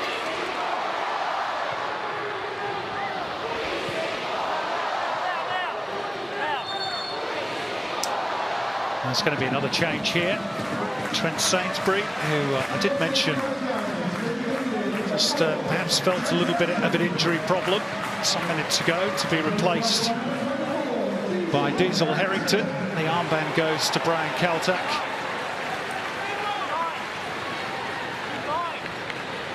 And Diesel Harrington, the brother of Brisbane's Lucas, of course, on for his 5th appearance in the senior competition. after signing on a 2-year deal from Aarhus in Denmark. And there's going to be a double change here for Melbourne City as well. Harry Politidis and Zane Schreiber, 2 to be replaced. Germán Ferreira and Kavian Ramani are the 2 replacements.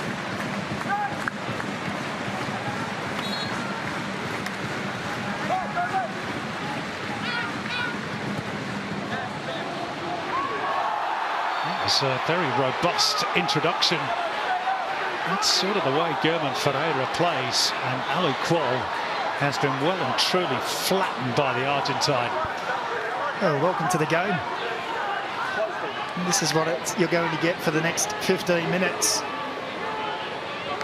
You wouldn't mess with him, would you? Yeah. Well, you might. No, thanks.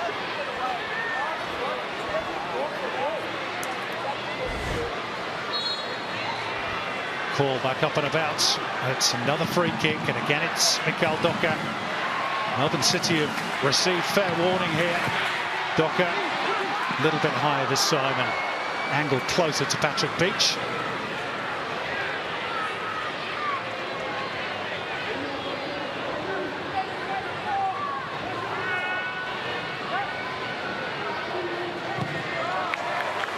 Let's go back down to Tristan McManus. Tris.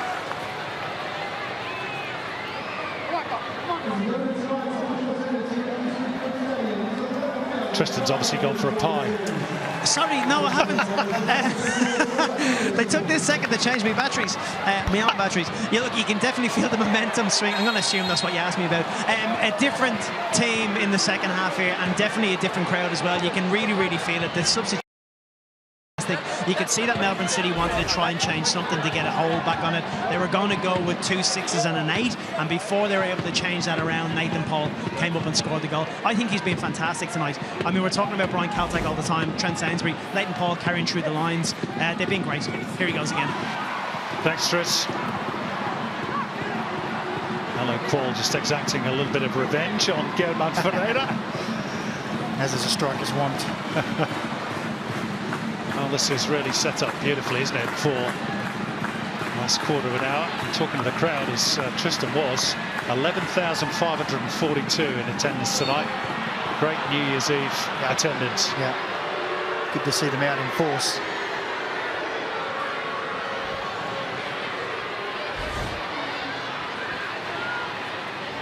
As is Bajic, had his legs taken from under him by Will Wilson. But it's that sort of aggression. I'm not condoning foul play, Macca, but it's that sort of aggression that the Mariners were missing in the first half. There's the as live ladder if it stays like this. Melbourne City will go at 1 place on goal difference to 5th. The Mariners will stay in 10th.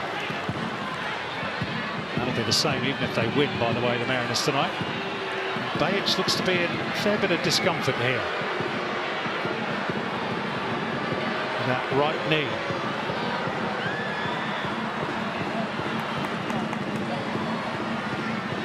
It's not working as it should, he says to the physio.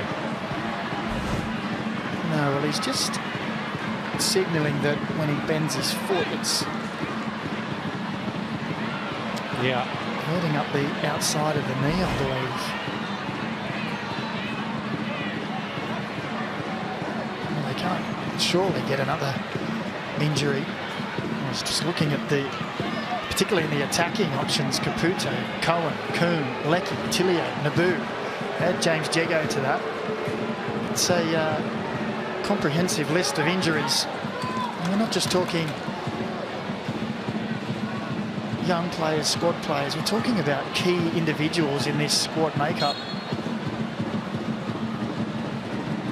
Well, aside of reserve keeper Jamie Young, there are just youngsters remaining on the bench now that Germán Ferreira is with us. Here is the Argentine. All the way back for Patrick Beach with Alu Kuol herring after him. all the momentum now with the Central Coast. Cyprian.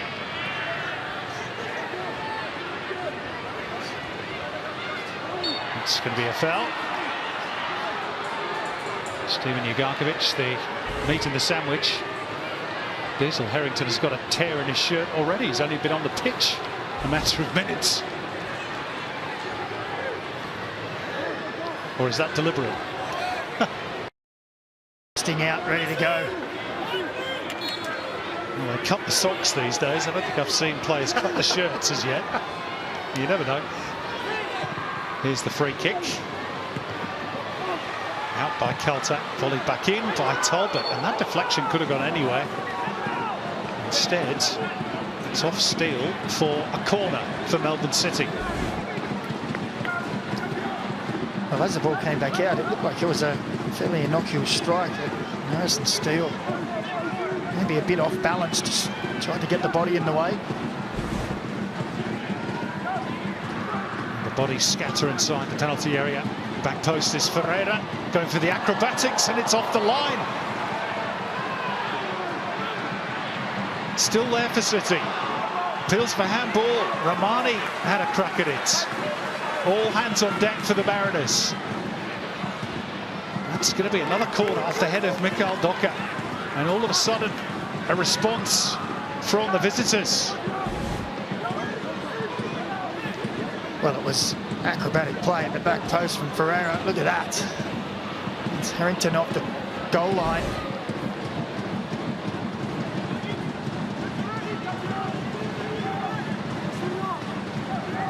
That really would have been a back page headline.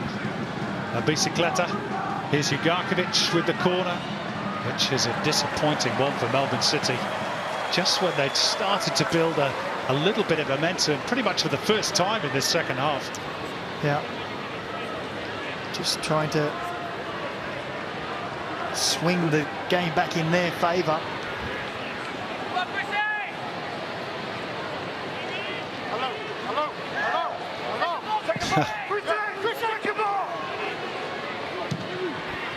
Jackson just trying to make sure this team stays awake.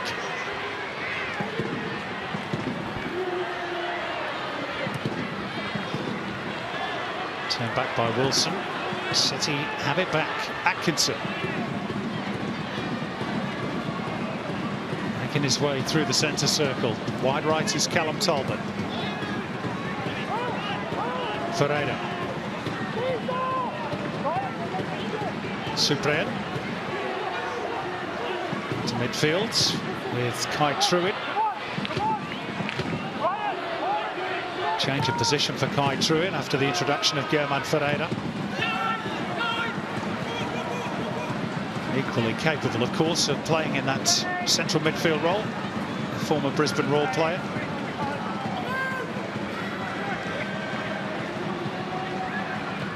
Looking to put pressure here on Brian Kaltak.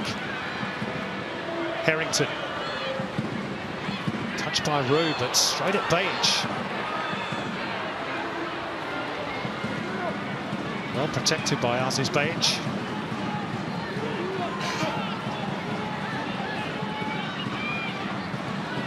Cross towards Mazio at the back post, but he was well marshalled.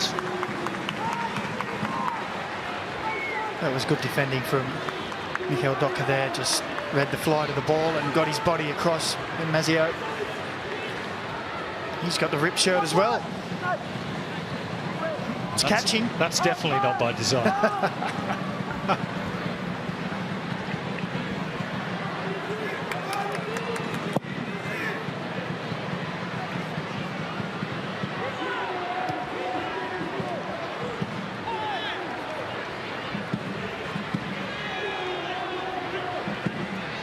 On the balance of play of what we've seen, this is probably the right outcome at the moment. Melbourne City well on top in the first half. And it's been all Mariners in the second. Sent long by Beach, headed on by Mehmeti. Tied it up by Harrington.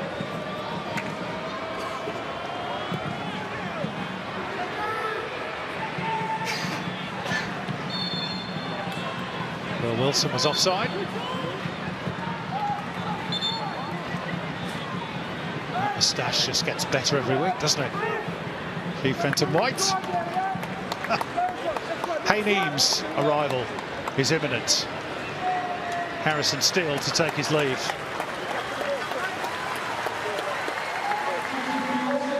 Worked hard in the centre of the park, so on comes the 16-year-old who became the Mariners' youngest ever goal scorer against MacArthur, breaking Garang Kual's record set 3 years ago.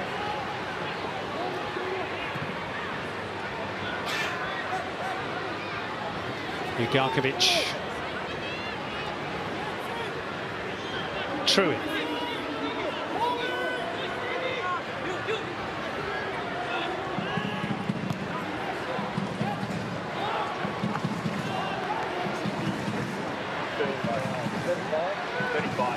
To get the sense that City have perhaps weathered the storm a little bit with those changes that Aurelio Vidmar has made. Yeah, I think so for the moment.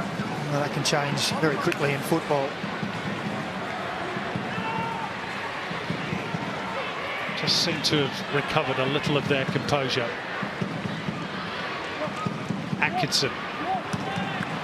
It's a foul by Theoharis, and it's going to be a card for the Mariners substitute. He's been involved in a few of those little skirmishes, some of which he's been the victim. This time he's the perpetrator. It's that little kick out afterwards, not the first contact, that has drawn the referee's ire. Well, it is all part of his game. He needles players as well. He gets under their skin. Now you can hear what Mark Jackson thinks about it. Apologies for the rather colourful language.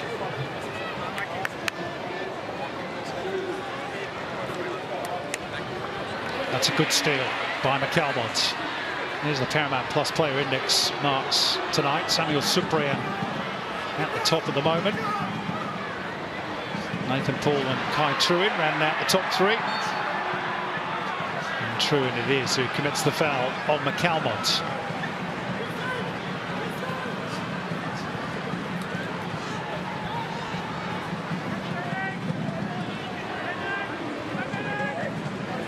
Paul. Kaltak being pressured by Mehmeti. Not able to find a way out. Bajic nipped in. Skied by Diesel Harrington and out for a throw. 35 coming off. And we're going to see another change here for Melbourne City, and it's going to be an A-League debut in place of Medin Mehmeti for Mikey Gossani, 17 years of age, who banged in 22 goals in just 17 matches in the NPL Under-21 competition last season, joint winner of the Golden Boot. Scored 55 goals in 2 seasons for the juniors in total. He is of Lebanese extraction and has already trained with their Under-20 national team, so want to keep an eye on for the future, but he's on for his A-League debut tonight. Great moment for the kid. That's a good touch by Romani, who only made his debut earlier on this season. Bajic weaving his way through. Can he find the cross? And that deflection again could easily have wrong-footed Dylan Perage-Collin. Instead, it's just a corner. Well, that's the second time Aziz Bajic has taken it upon himself to drive at the defenders. Great feet there, one way and the other, and it's into a dangerous area as well. A positive play from the left fullback. City making a late charge here. Stephen Ugarkovic with the corner. Both goals have come from corners, or set pieces, I should say.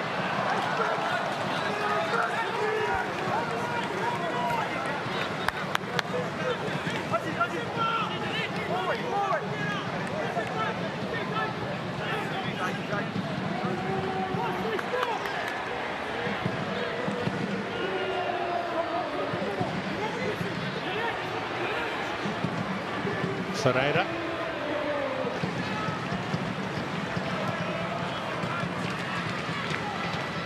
It's the last 90 seconds of normal time.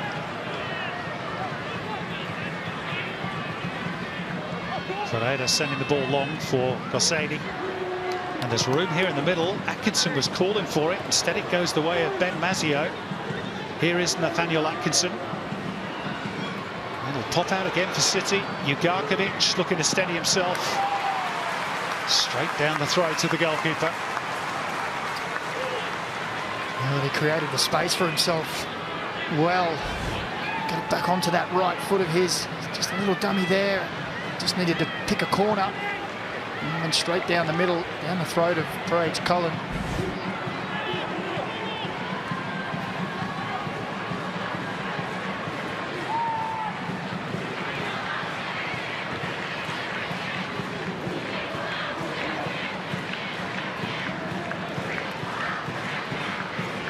Is there to be a late twist here? Bajic clips it into the channel nicely for Nathaniel Atkinson.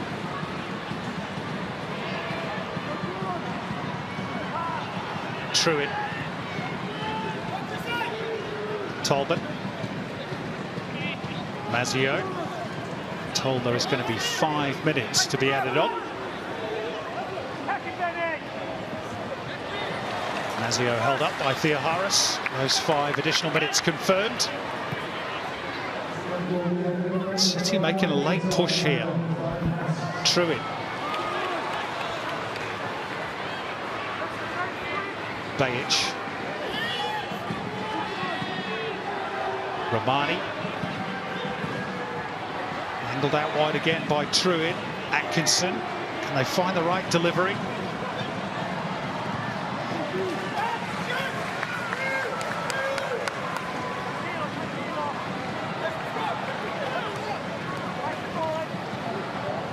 Talbot.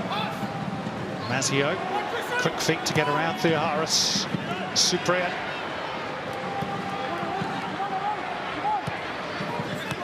Talbot.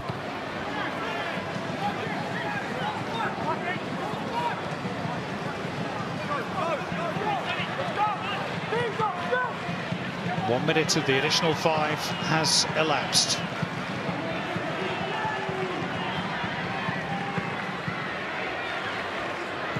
Bajic to send it forwards. No real sign, Macca, that Melbourne City are content with just a point on the road. No, not at all. As you said, they've weathered that storm and now it's them that seem to be more proactive in trying to find a winner. As is Bajic, getting very much involved down that left-hand side. A couple of really good dribbles to try and create something. Atkinson going cross-field. Too much on that for Mazzio. I think already Vidmar was too impressed with that ball. Not at all. The arms just went up in the air in frustration.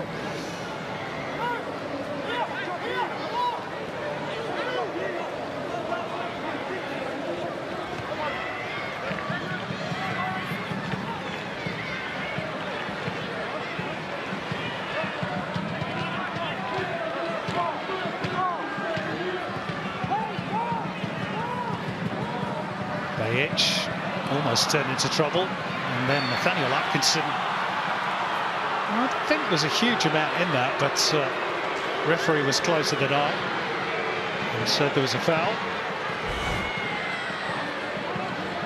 I think it just fell over. Oh, I think there was a kick. Yeah? Yeah. Okay. Not the first time we've disagreed. No. Won't be the last.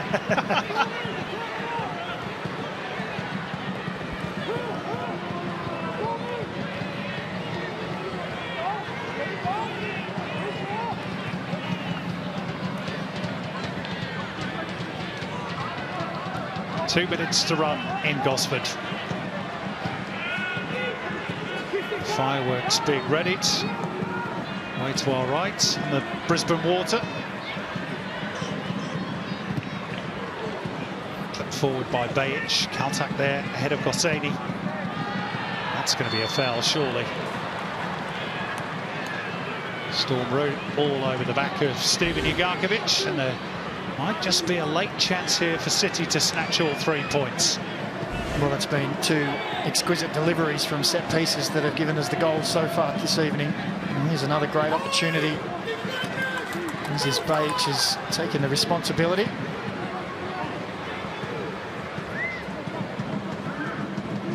Truin, Ferreira, Romani at the back post, Cyprian more central. All ready to make their move. Needs a pinpoint delivery though from Aziz Bajic. Wasn't really that, but Truin retrieves it. Touched by Gossady. Talbot, still plenty forward for City. The goalkeeper wasn't sure. And was helped out by his defenders in the end. Well, it just had a bit of tail on it, didn't it? Brad Cullen thought it was coming a little closer, and at the last it just bent away from him. Well, in the last meeting between these two, New Year's Eve 2016, Melbourne City scored in stoppage time to rescue a point. Can they win all 3 from this corner? Ugarkovic's delivery, Ferreira's header, and wide it goes. And that might just be that, Macca. Well, it's been the quintessential game of 2 halves, hasn't it? Mariners didn't even get a sight of City goal in the first half. City penalty box for that matter. They've shown a little bit of resilience, a little bit of fight in this second half, some good substitutions that gave some energy and brought them back into this match. There we go, full time. A point that continues Melbourne City's unbeaten away record this season and does move them up to 5th above Western United. And for the 3rd game in a row, they've let a lead slip, and that's because the Mariners showed much more fight, much more aggression in the second half. Got their reward through Nathan Paul to cancel out Samuel Cyprian's first half goal. And the Mariners' miraculous 2024 perhaps doesn't end the way they'd like it to have done. And they can certainly look back on the last 12 months. A treble-winning year that might never be equal. The lights go out in anticipation of the fireworks in Gosford. We've got a few on the pitch as well. Full-time scoreline in Gosford. Central Coast Mariners 1, Melbourne City 1.